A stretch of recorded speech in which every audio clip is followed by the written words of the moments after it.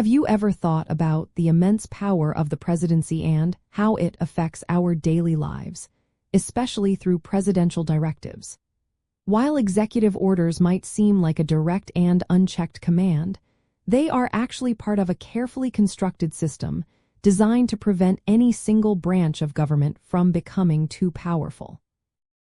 Executive orders, while appearing as unilateral presidential actions, are indeed subject to robust checks and balances, primarily from the judicial and legislative branches of the United States government. These mechanisms ensure that presidential authority remains within its constitutional boundaries, preventing overreach and upholding the rule of law. The core reason for these restrictions lies in the fundamental principle of separation of powers, which divides governmental responsibilities among three distinct branches.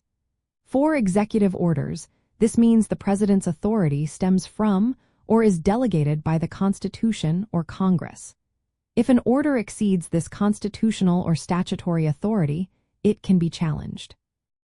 The judicial branch, through judicial review, can declare an executive order unconstitutional or unlawful, effectively nullifying it.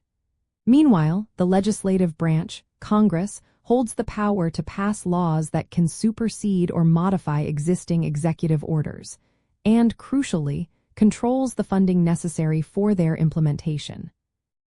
You can see these checks in action when courts issue injunctions against executive orders, temporarily or permanently stopping their enforcement, or when Congress specifically passes legislation to countermand a presidential directive. For example, if an executive order attempts to create new law or allocate funds without congressional approval, it is likely to face immediate legal challenges or legislative opposition.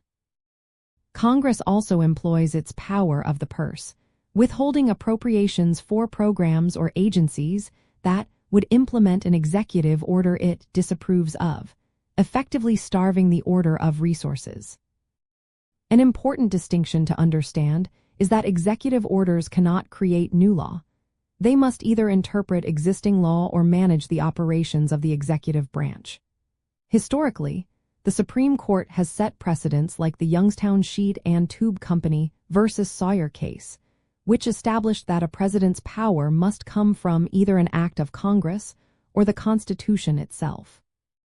This legal framework, particularly the zone of twilight where presidential and congressional authority may overlap, provides fertile ground for challenges and reinforces the need for these balancing mechanisms.